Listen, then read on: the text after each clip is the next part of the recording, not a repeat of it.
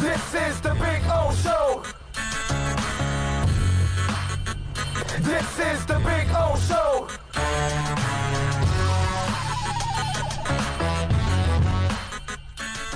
Up here, Big Ten presidents, by the way, are expected to meet at 10:30 a.m. So we'll keep you updated now on what's going on throughout that meeting when it does break with the Big Ten presidents, which they're expecting, to maybe cancel the season now with the Big Ten. And it was funny to hear the different voices yesterday kind of expressing their thoughts, right? And Bill, let's hear from the coaches yesterday, because yesterday Scott Frost, Scott Satterfield from Louisville, Ryan Day from Ohio State, Dabo from Clemson, all kind of had a say on what they thought college football should do and talking about their players. Go ahead. Football tomorrow, we're throwing up a white flag and saying this can't be done. And if that's the decision that's made, we'll certainly abide by it. But let's think about our players and their health and well-being for a minute. Do we keep them here? Do we send them home? Where do they go? What do they do? What do I do with them? Some of the leadership in some of these leagues and conferences, to me, are lacking in the fact that when we set a plan, and this is what we're moving forward with, then let's stick to it until we don't need to stick to it anymore. And so that's the frustrating part. And we're playing with these 18 to 22-year-olds' minds by some of these leagues are doing this thing, this yo-yo. This is what we're going to do one day, and then 2 days later, we're going to do this right here. I mean, that's not leadership. I would say we cannot cancel the season right now. We have to, at the very least, postpone it and allow us a little bit of time to keep reevaluating everything that's going on. That's the reason why we put this schedule together, to have some flexibility. If we need to take a deep breath, let's take a deep breath. But let's do everything we can. We owe it to these kids to exhaust every single option we possibly can, and then we go from there. We all know that there's risk, and we all know there's a virus. And if we cancel football, the virus isn't going to go away.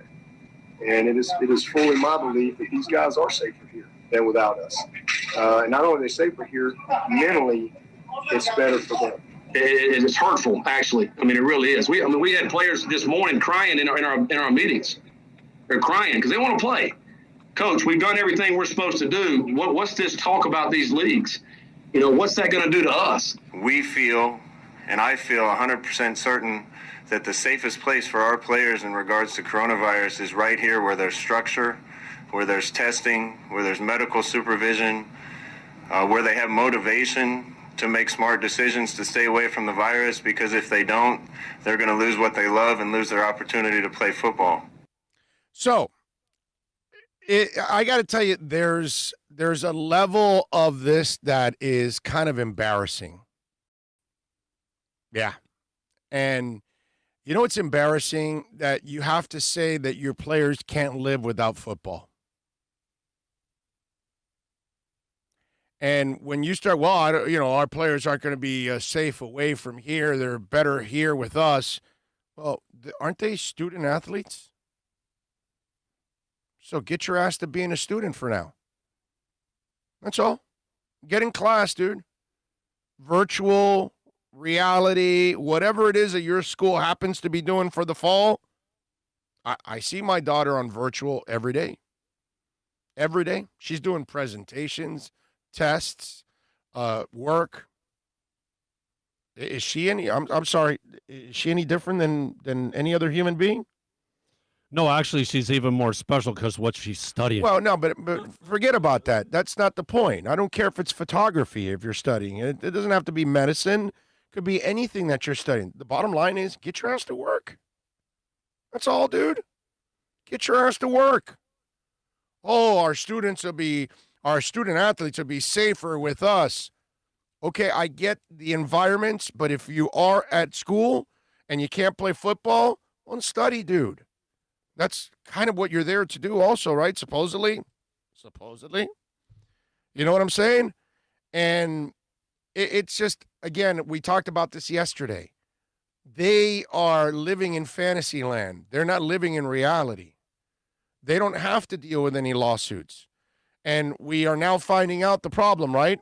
It's an enlarged heart is the issue. And can you imagine? I mean, we've been talking about this for a while now, that we don't know the exact long-term effects of COVID. And now we're finding out that there happens to be an enlarged heart issue. Do you think universities want to have the bad PR of, we made our student play and he ended up with an enlarged heart and he ended up ruining his career? Just think about that. And then they've got to deal with the lawsuit on top of all of that. No, there's no way they want to deal with that. That's why I expect, and again, you hear the coaches, but they have tunnel vision. Coaches only think about football. Players only think about football. And then it's kind of like the person that doesn't want to wear a mask, doesn't believe in COVID, all of that, until it hits him or her. It hits somebody that they love, and then they see them go through hell, and then they all of a sudden go, oh, wait a minute, this COVID thing is real. This COVID thing is real. The cold doesn't leave you with an enlarged heart. The cold does not kill as many people as it's killing now. Okay? This thing is 10, 12 times more powerful and more contagious. And clearly it's not easy to, control when you're irresponsible like we are. If we were Europe, then you can start to feel better about going back to normal again. They've got their positivity rate under 5%. I mean, I don't expect us to be New Zealand that hasn't had a corona case in 100 days. Come on, dude. I don't expect us to be that, because I know we're not that responsible. I mean, hell, we allow people to riot in the streets for 3 months in this country. We're definitely kind of loose here. I mean, give me a break. Hey, yeah, no, you want to keep tearing our city apart? Go ahead, no problem. We'll let you go. Yeah, no, you're expressing yourself. Yeah. Wow. Anyway, so, it just, I don't expect us to be there, but these are major problems. Okay, and when you listen, let's play McElroy. McElroy was the former Alabama quarterback, and he does his color analyst stuff. I think SEC Network or ESPN. He does a nice job, by the way. Former Jet quarterback, if I remember correctly. On top of all of that, listen to his explanation now. First reaction is I feel terrible for the players. Your college experience is a finite 3, 4, or 5-year period. And you're talking about potentially losing one of those years and not having an opportunity to voice your opinion on the matter. Now, I completely understand. Look, sometimes you have to take into account health and safety. You have to take into account decisions that are in the best interest of the student athlete. And of course, as a football player, we're all going to want to go out and play. That's our first instinct. But man, what has been really unsettling and really troubling is that these players might, in fact, find out the fate of their careers via social media without ever having had an opportunity to voice how they feel about the situation. So that to me is troubling. So regardless of what the presidents decide, and they might very well decide today to postpone until the spring, I really hope they've taken the time to hear their student athletes out and see how they feel about the situation. I know, God, how about all those high school students that didn't have any graduation this year? Yeah, they couldn't voice their opinion either, McElroy. How about the people that lost their jobs? They couldn't voice their opinions either because the coronavirus took over. How about the people that are losing their businesses, McElroy? I'm just wondering, it's just, he makes it sound like it's the end of the world for these players and like they're the only ones suffering disappointment at the hands of COVID-19. Like all of us haven't lost a ton of money. Like all of us aren't falling behind on bills. Like a lot of us have had to find other jobs. A lot of us can't find jobs. Our kids, and I've said this is not something I just invented. Last couple months, I felt terrible. I remember how much of a blast I had my senior year of high school. I truly, to the bottom of my core, I feel terrible for every high school student in this country that was a senior. I don't feel so bad for the sophomore. Okay? The sophomore towards the end of the year had some time off. Good for them. But the senior, your last year, prom, everything going on, man, you need to experience. That's one time.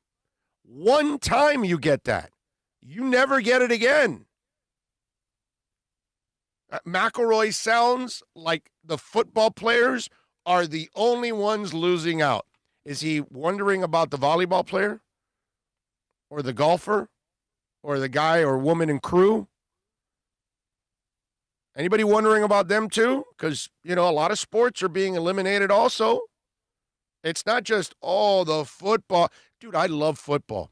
I live, eat, and breathe the pigskin. Okay?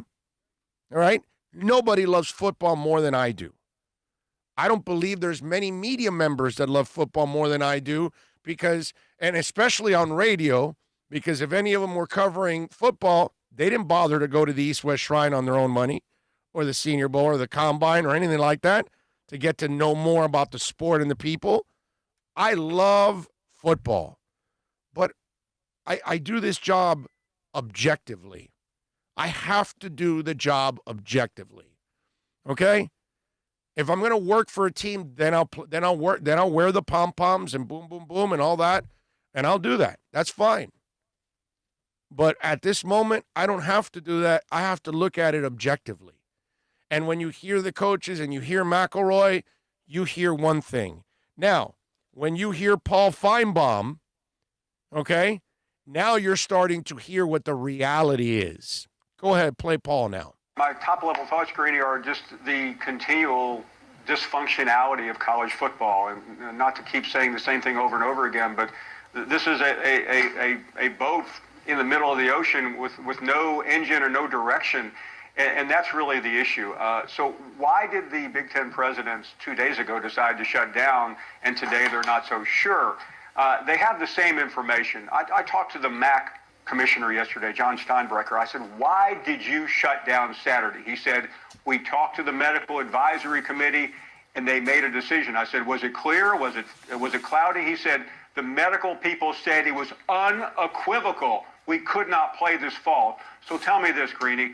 What information did they get that the rest of college football isn't looking at? I have a feeling that there are medical disagreements, but there can't be that many. So right now, we're talking about politics. Presidents are in an ivory tower. I don't think they expected the biggest names in their conference yesterday to speak out. I don't think they expected student athletes to speak out, and they are scared. They don't want the backlash on their campuses that they are currently getting on social media.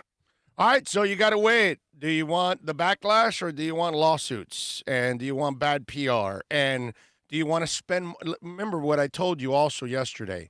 You're going to end up spending more money in the long run because you're gonna spend all this money and all this time to get the guys prepared and all these tests that you have to administer all the time, and then there's going to have all kinds of setbacks. It's happening with baseball, and they have no contact.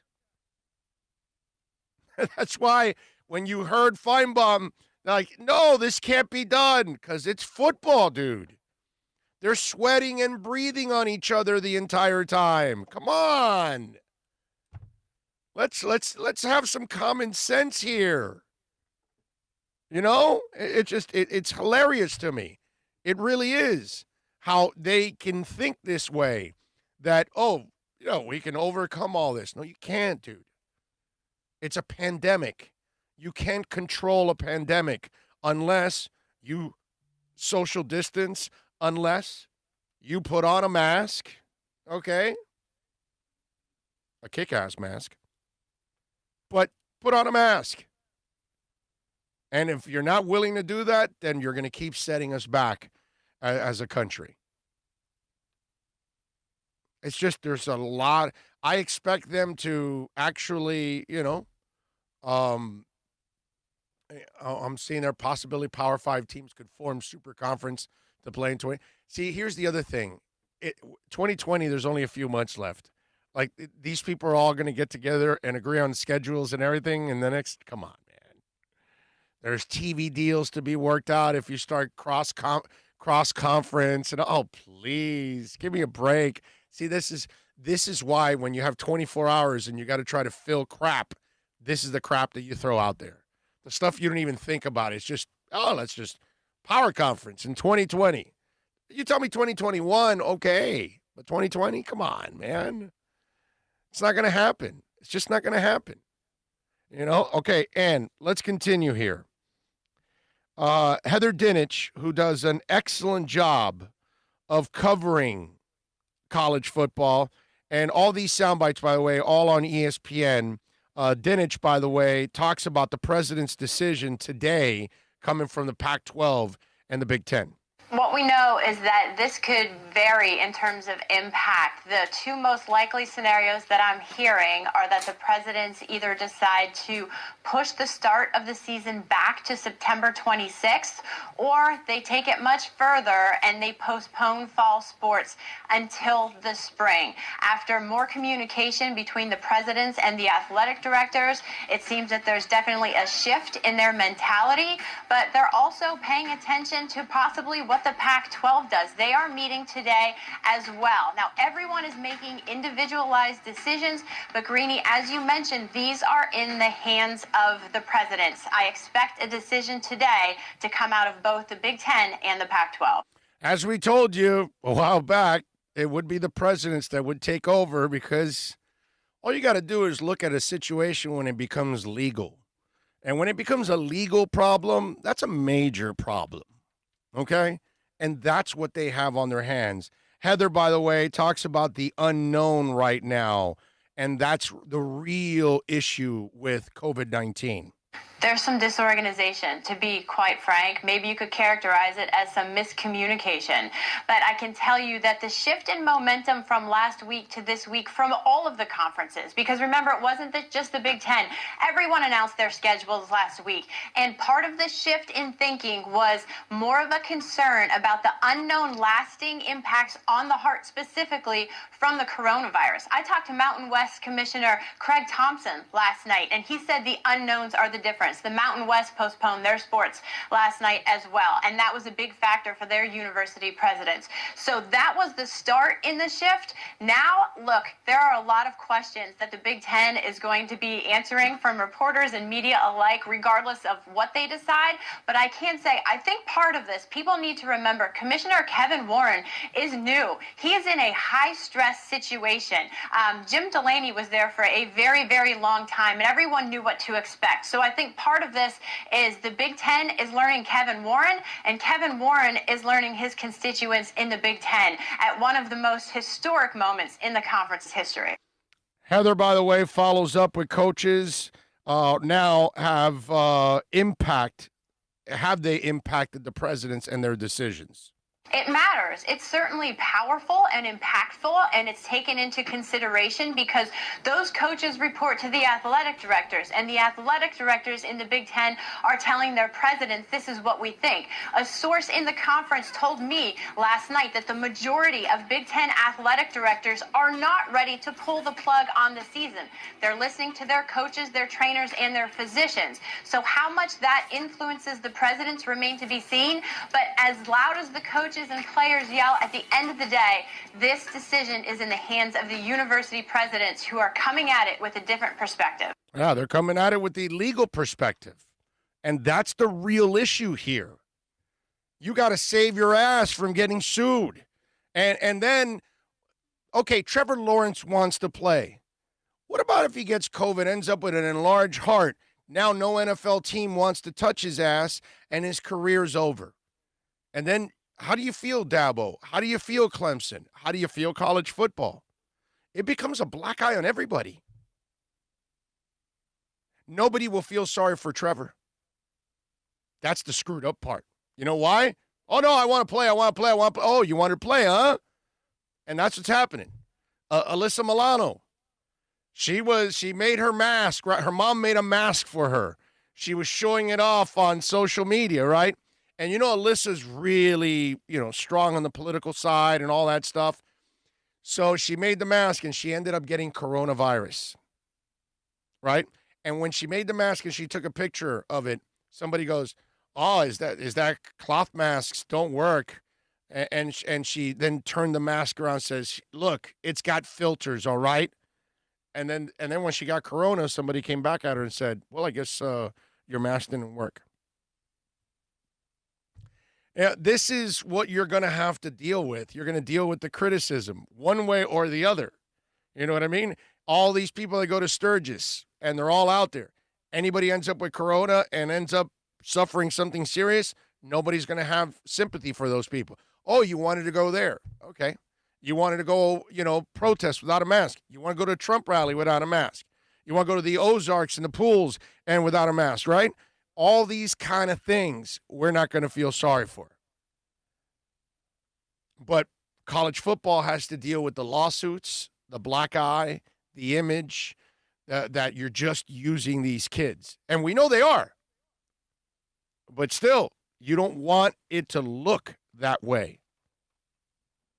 Now, Booger McFarland, I got to give him some credit. Booger usually says some really silly-ass stuff on the air. He rarely says anything that makes really any, and stuff on Monday night is terrible. I'm glad they took him off. Not that he's a bad dude or anything like that, but I got to give him mad props. He nailed it when he was talking about this issue. Go ahead. My position hasn't changed, and I understand the public outcry from the coaches, from some of the players. I truly get it. But even let's just say we postpone the season another month. What's going to change? The same issues that came about over the weekend are still going to be there. How does the virus affect the player? How does the virus affect the player long term? And I understand what Greg is saying about listening to the player, but now we're going to listen to the player. The player has been talking to the NCAA for years about a number of things, from getting paid to the environment that they work in, et cetera, et cetera. But now, because the players are the ones on the field wanting to play, and we all want college football, now let's listen to the players. At some point, we have to acknowledge what is going on here. And the issue is simply this, Greeny, and this hasn't changed from yesterday, and this won't change a month from now. The presidents of each member institution have to acknowledge that there could be long-term liability, and they have to ask themselves, from a liability standpoint, are we willing to deal with whatever comes with it? I don't care if Trevor Lawrence wants to play. I would want to play right now. If I'm a 17, 18-year-old kid, yeah, I want to get out there and play.